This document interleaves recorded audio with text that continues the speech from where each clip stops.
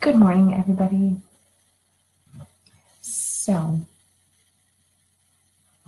I was sitting here and like every single morning, I'm trying to figure out what the heck God wants me to say, what the message is, what the topic of this conscious coffee is.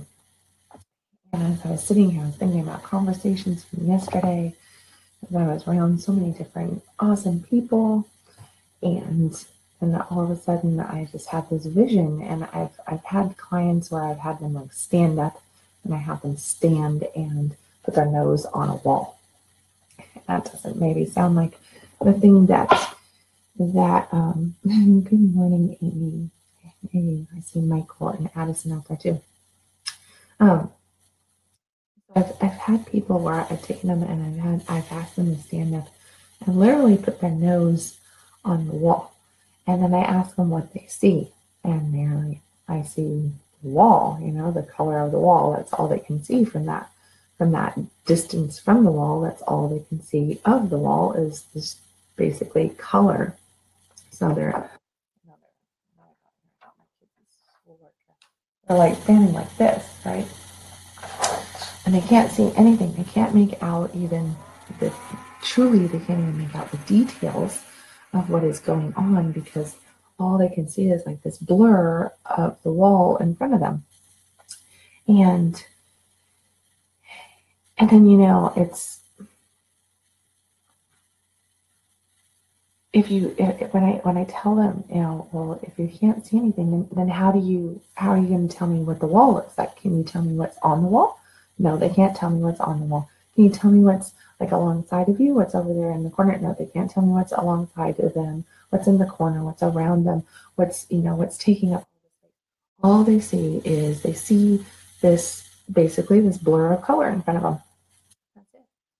So when that picture that popped into my head, the story to tell this morning, it's like, okay, why the hell she's starting with a story about sticking your nose on a wall, and why would she make a client stick a nose on a wall? But I have a few times. So then looking at this morning, I'm like, okay, well, what does that really truly mean? It means like, in order for us to have the life that we want, we have to be more like Da Vinci. So that's where the title came from. We may be like Da Vinci. So I pictured Da Vinci, up on these ladders in the Sistine Chapel, and everybody's jumping at him because he's painting naked people up there, and all this different stuff. But he's up there and he's painting, and he's focused on this one little spot, right? He's painting and he's working on it. But what is he actually doing? Is he overly focused on that, or is he knowing as to the whole creation that he is painting? And not that he is painting, but that God is using him to paint this. It is the universal energy that is actually creating through us. And we get so caught up on the details, and we get so caught up on trying to make things happen exactly the way we want to make them happen, that we don't even see everything that is the potential of everything. And there is so much potential of everything. So if you start looking at, like, what do you want in on, and if my friend gets on here, she's probably going to smack me later, but so we always have this argument, or well, not really an argument. I don't even know if she knows that we disagree on this, because I just go, but this doesn't really matter. Not in the big scheme of things. Everybody's opinions are their own. But I am more of a generalizer, and I know that a lot of people out there are more into focusing on the details. And a long time ago, when I was doing work with Denise Lynn up in Seattle, I learned that generalization was more about the way to go. When you want to manifest, you want to focus in, you want to create the details, you want to be able to see a picture. But if you get caught up too much in everything has to be just precise, then you destroy your possibilities of actually creating what you're going for. And what you're going for is the feeling of the situation. Because ultimately, it doesn't really, a lot of this stuff doesn't even matter. And we don't know how it's going to come to us. Much like Da Vinci up on those ladders, trying to paint the Sistine Chapel. He had an idea of probably what it was going to look like. But he really had no way of fully knowing the impact that it was going to have, the beauty that it was going to be, that, everything that was going to happen in the process, and all the little challenges that would come up along the way that would create the Sistine Chapel. So it was not just the paint on his brush and him getting up there going, no, everything has to be just like this. As he worked his way through the Sistine Chapel, it's inevitable as an artist that you kind of have to deal with different issues that arise as you're creating this masterpiece, this work. And that's what we are. We are all artists in our own life. And that's why I'm saying we may be like Da Vinci, because we are all artists in our life, and we are painting our own Sistine Chapels. And we have lots of people telling us that we're crazy for doing something one way, or that we should definitely do it their way. And that why are you doing this and why are you doing that? And yes, you have to get up close and personal with your art. You have to really focus into certain specifics while you are there. But you have to also have a knowingness. Back to my favorite word, certainty. You have to have this certainty that the creation is going to be so much more. And it's going to be so much more than what you can even comprehend in its greatness, in its beauty, in its joy, in its love. And that's where the focus on your feelings comes from, not just focusing in on any one particular thing. Not to mention, it's really hard to focus in and create 15 different things, because you're kind of being like a jack of all trades on creation, which none of us are very good at that much multitasking, energetically speaking. So if you focus in on a feeling, then you can really go into, this is what I want to feel like. And I'm going to pull this feeling back to me, and I'm going to start living this feeling in the moment. And when you do that, all of a sudden, all this stuff starts manifesting, and because it's creating the feeling for you.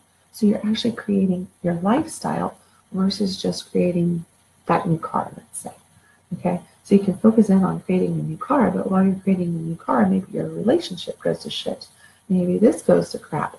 And because your energy is focused in on just this, versus you create the feeling, and all of a sudden everything starts blending and meshing together and harmoniously, so that you have this feeling throughout your life of joy, happiness, bliss. Things that make you smile. Right? One of my things that I write every single day, outside of, I don't know how, but it just is, I have all the love that I want in my life. One of my other ones that I write is, I don't know how, but it just is, I have always a smile on my face, or I always have a reason to smile. And that is focusing in on the creation of the things that I don't even know that I want, on the things that I don't even know that are out there. They're out of my field of sight, because I'm focused right here. And as a human being, I'm going to get focused right here.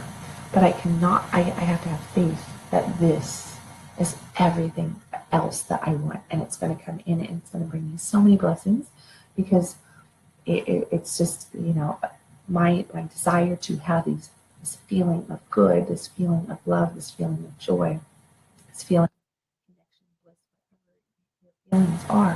When you focus in on that, you get the whole spectrum.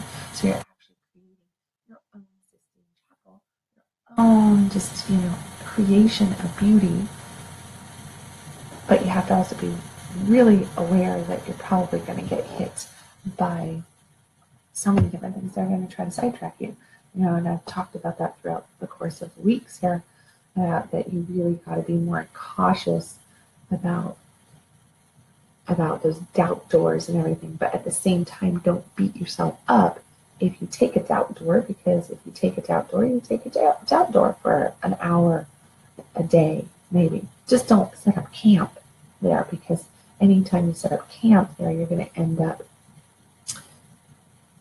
really bringing your energy down.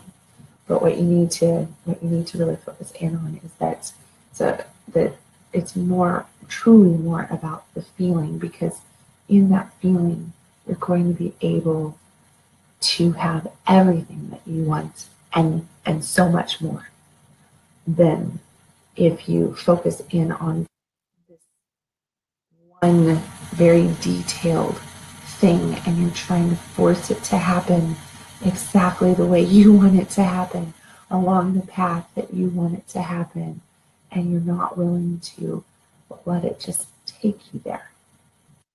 Get into the feeling that you want to be living with, versus just the really strict details of the tangible thing that you want,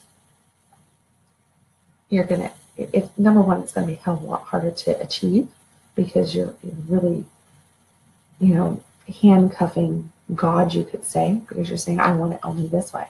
And sometimes that's not the best way for us, which means we're going to end up losing in other areas. Right? But if you open it up to the feeling, God's going to make sure that everything is taken care of for you, and that you have these feelings that you're really going for consistently. So he's going to bring the experiences, the people, the opportunities into your life for you to have more of that feeling, versus I need to have, this car and it's this color and I need it, to have this interior, this dealership, and I want it that way. Yeah. So all of that kind of stuff makes it very, very difficult for the universe. And now you are going to have things that you just know. There's nothing wrong with wanting, let's say, like I have a black Tahoe. And, I want a black Tahoe with black leather interior and heated seats, right? Okay, great. That's a very strong knowing. But I can say I want that, but what do I actually really want? I want a car that fits my family. I want the comfort of a luxury automobile, because it makes me feel a certain way. It makes me have a certain happiness, joy, sensation, safe car to drive. So if I start looking at those outside feelings of what the car provides, versus just, I gotta have leather seats, and I've gotta look like this, and the stitching has to be certain. There's nothing wrong with initially putting that out there, so it's kind of out there, but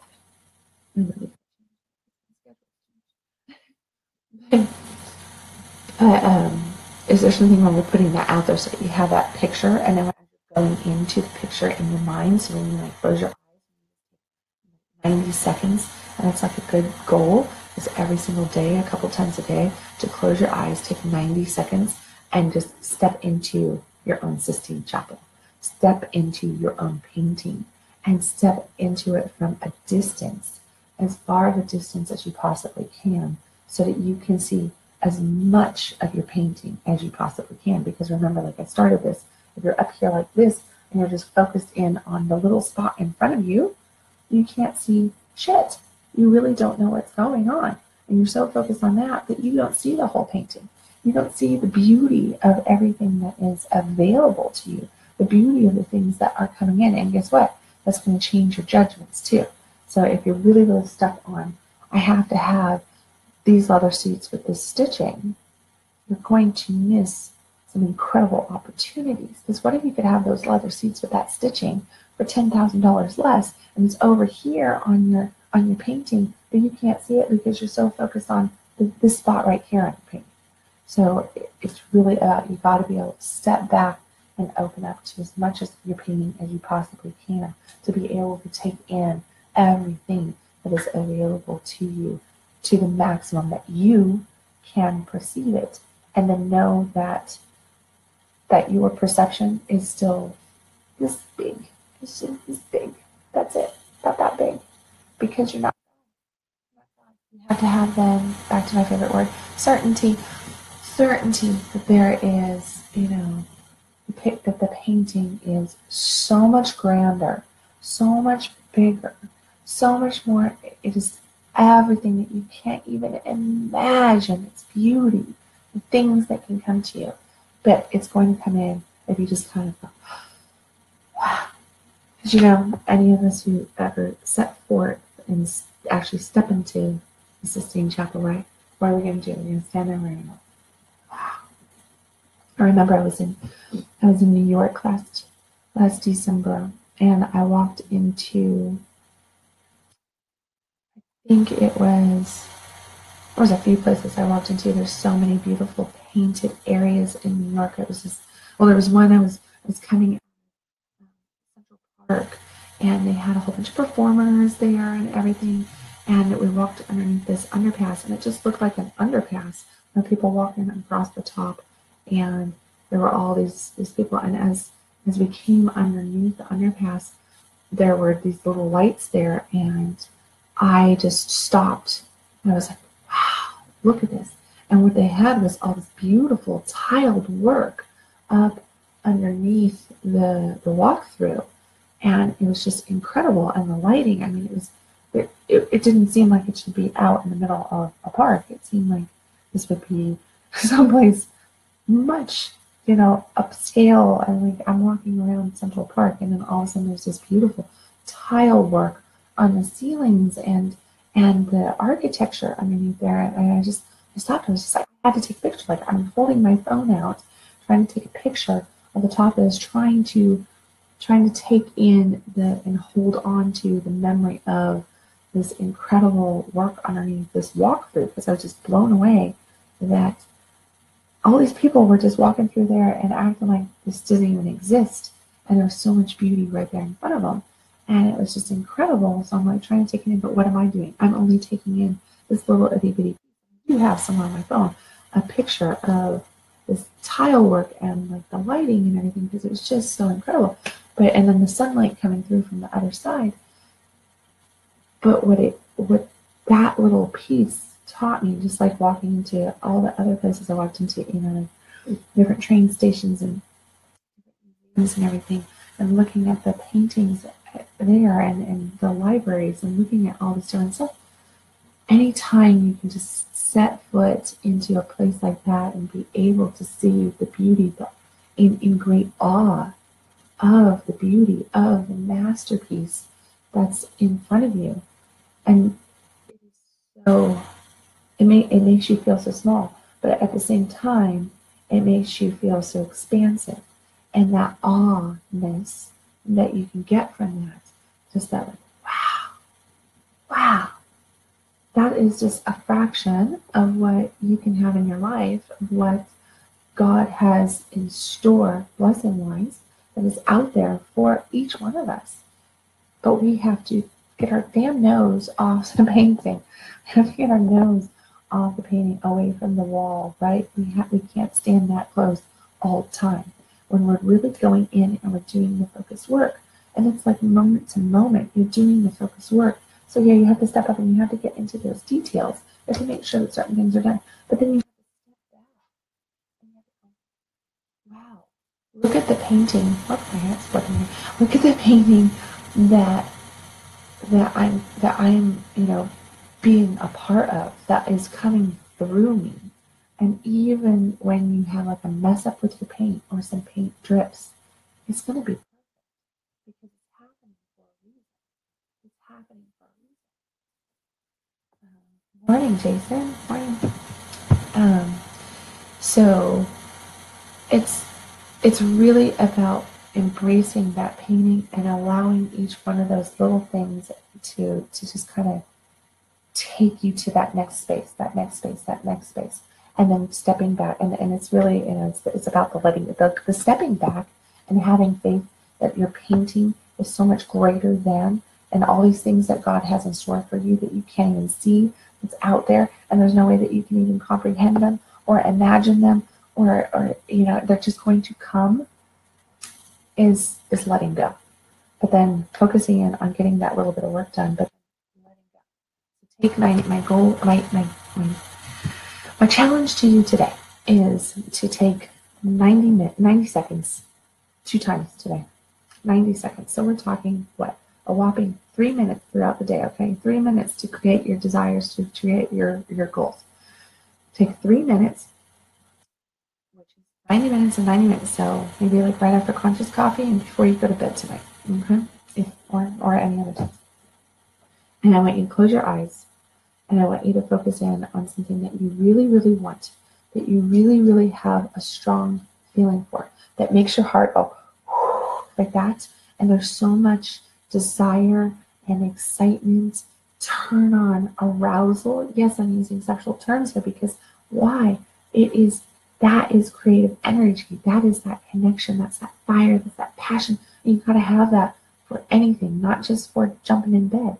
You've got to have that for anything that you really, really like. So tap into that and feel it throughout your body. And you want to pick something that you really have a strong desire for, but you also want to pick something that you really feel you can achieve. So your belief level has to be high. Okay, remember, like a week and a half ago, I was talking about the only superpower you need is belief. Well, the only superpower you need is belief, because it's your belief, that certainty, that knowingness, and that's what you have to have. You have to get to a state of knowingness. I just know it's going to happen. I don't know how. I don't know how it's possible. From here, it doesn't even look like it's possible. I don't know how, but it just is that I am going to have, do, enjoy this. Okay, so focus in on something. Then I want you to focus in on what that feels like to have it. So what is that feeling like? Feels like what? Well, I feel tingly in my stomach because of the excitement. I feel like a little kid on Christmas morning. I feel excited. A smile is now on my face because I'm just thinking about it, and it just makes me so happy. I can't, but like, right? So if you're not smiling, then your belief and your desire is low, okay? So skip to something else. Get rid of that idea. If you don't naturally have a smile popping up on your face and start feeling these sensations, like, let's say you really want to go on a trip someplace, then put yourself into, you're packing your suitcase. What is that like? You're stressing out a little bit, and at the same time, you're excited and all this stuff. So you're packing your suitcase. Then you're at the airport, and you're waiting on your plane, and then you're on the plane. What are the feelings that are going through you as you're stepping through the idea of this creation of, let's say, this trip, okay? Start to really get into that. And then once you do that, focus in on that feeling and just let the picture, let your painting, your eyes closed, develop. Take in the whole painting. Don't just take in, I'm going to Fiji, okay? Going to Fiji. Maybe I'm going to Fiji this next year. That would be fun. That came out of nowhere. Okay, so I'm going to Fiji, and if I get really focused on Fiji, maybe I'm not supposed to go to Fiji. Maybe I'm supposed to go to Jamaica. Maybe I'm supposed to go someplace else. Maybe I'm supposed to go to, down to Curacao. Maybe I'm supposed to go back to Costa Rica. I don't know. But what I'm going to do is I'm going to focus in on these feelings of what that travel feels like, of the excitement of, like when I land, I'm in this new land. Quite literally, I'm in this new place, and there's people, and there's smells, and there's food. What does that feel like to you? Are you excited about it? Even if you're nervous about it, that's fine, because you know what? You can just step into that and then feel the excitement underneath the nervousness. Allow yourself to go there. Allow yourself to imagine, like if you really want to go to a beach, let's say, then imagine your feet actually being in the sand, the water coming up. Smell the ocean water. Feel the breeze. Hear the wind blowing through the trees. Imagine yourself relaxing on the beach in a chair, watching the sunrise, the sunset, whatever that is. You see the water, you see the stars, you see the sky. You have somebody popping up and saying, hey, can I get you a drink? And you're sitting out there in your swimsuit. Imagine those things so that you can feel what that feels like. And then, now you see, I was in Fiji originally, and I've now stepped myself back to, I'm actually picturing myself in this beach scenario. I'm enjoying that. But I initially put out Fiji. So I'm like, okay, I really want to go to Fiji, and this is what it's like. And And, if you have any pictures of Fiji, if you have anything that you can, any experiences that, and I'm choosing Fiji, right? So if you have anything that can kind of draw you there, like when I say Fiji, I'm actually end up on this ride in Disneyland, and yes, Peach Addison, that's what we need to do. But I got this ride that I was on in Disneyland where I got on, and it took us up and it was really, really cool. Got splashed with water, even though we're just in a dark room, all this sort of stuff. But one of the places we kind of flew over, it was Fiji. So every time I say Fiji, I can't help it. I see the islanders out there rowing the boats going towards this little itty bitty island, and it was Fiji. And it's like, okay, that's what I keep seeing in my mind every time I say Fiji. So I picture that, but then bring yourself now into the picture itself. You've got to step into your artwork. You've got to become a piece of your art for it to really take hold and manifest. But that means that you have to have the belief, you have to have the passion, the arousal, the turn on for that, which means that you have to draw from experiences that you have. Draw from things that you've seen. If you haven't been there, if you haven't experienced it, if you don't know what it's like, draw from pictures. Go watch some YouTube videos of different things. If it's there's a YouTube video on anything. Go and watch, go watch a video. Go get a movie that, if it is like around travel or something, go watch a movie that it takes place there so that you get a feel for the area. If it's, you want to go, say you want to buy a new house in 2018 or something, well then go house hunting. Go house hunting and go explore and actually feel. The more close you can get to anything that you want, like that new car, it's great to picture the new car in your mind. It's great to have, magazines and look at that and to use those kind of resources. But the best thing to do is to actually get yourself as close to the experience as you possibly can. So go to the dealership and go sit in the damn car. Go take it out for a test drive. Take a picture of yourself in the car. Feel the car. Smell the interior. Smell that new car. Touch the steering wheel. Walk around. Stick your hands in the trunk. Sit in the back seat. Actually get a feel for it and allow yourself, not in those moments. Remember those doubt doors. Those doubt doors are going to pop up and they're going to try to steal your dream in this moment, because you're going to find yourself sitting in that car. You're going to be like, smells so good. Ooh, the seats are really nice. And you're going to hear this little voice go, yeah, but you can't have it. You don't make enough for this. Your credit's not good enough. You're this, you're that, blah, blah, blah, blah, blah. So you have to be aware that this is probably going to pop up. Those doubt doors are going to pop up. That nasty little booger, the ego, is going to come up and try to steal your joy in that moment. And instantaneously, what you're going to feel is you're going to feel this. You're going to be like, yeah, and then there's going to be like this little tug. It's going to be like a little tug right there. And it's going to be like, oh, yeah, but. Yeah, but is doubt. Yeah, but is I'm not worthy. Yeah, but is I'm stepping the wrong direction. Uh-oh, going off the path. There went your tracks, right? Remember yesterday I was talking about keeping on your tracks. Don't allow yourself to derail too much. In that moment, you have a choice. Do you want to derail? Do you want to derail and go check out the village that has no food? Or do you want to stay on your path and keep your train on those tracks and go to your desired destination of whatever that feeling is? So what you do in that moment is you acknowledge that the doubt is there. From, okay, I feel that. I feel that pull. Man, wouldn't it be absolutely, it's going to be amazing driving this down the road. I'm gonna have to really check myself because I'm going to accidentally speed in this. Oh, and focus in and kicking your energy up a little bit. Intensify your energy with intensifying your feeling of love, joy, excitement, gratitude, and come back to, yeah, I don't know how this is possible. I don't know how because I'm not God. But I'm going to turn this over to God, and I'm going to have faith that this is going to happen. And I'm going to just focus in on how damn comfortable these seats are and how exciting it's going to be to drive wherever in this car, to experience that beach that I've never experienced, to be captivated in the presence of this person that I don't yet know, but when they look at me, I feel so much love. These are thoughts that you have to, that will rise up the emotion that you want. And you have to step into that picture from this vantage point, not from here. Okay, you do not, the more you've got to get off of the absolute details. You can have the details on the front side so that you can get that creation going, so you can really see it, but then put it into that painting and step back and see that. And then start to experience the feelings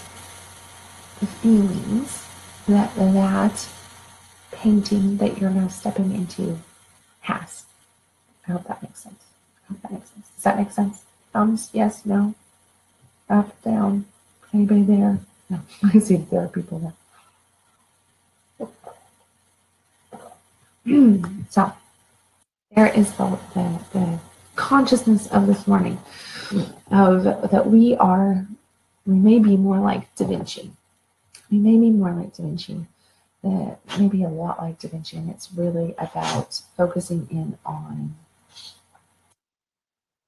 the whole Sistine Chapel, not just the little piece that we're working on in this moment. We have to work on everything moment by moment by moment.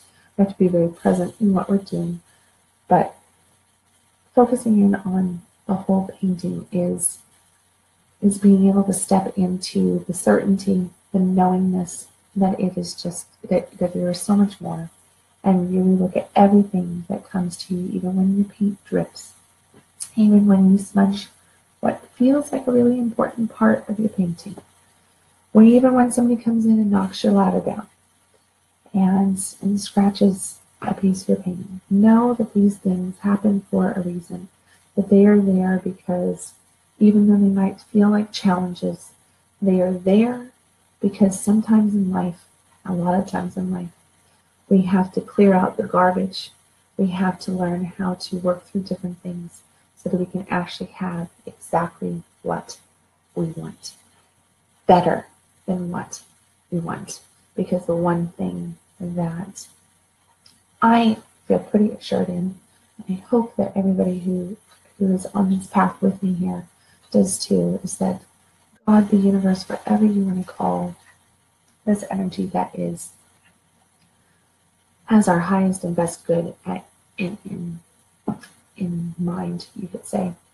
And if our highest and best good is always in mind with God, then every little thing that comes on our path, even the tough spots, even those messes, they're there for a reason, and they're there to help us create the most ideal, most perfect outcome that is for our best and the best of everybody that is part of it for us. So having that certain, and that's really truly where the certainty has to come in.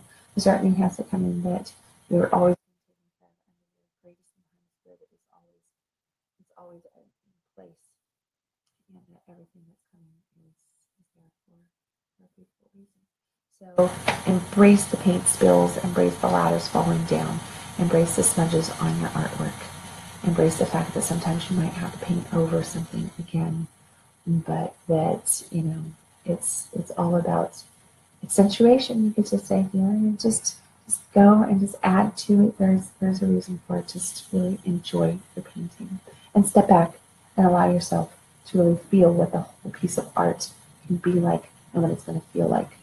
Twice a day, just 90 minutes, twice a day. Bring yourself to that place.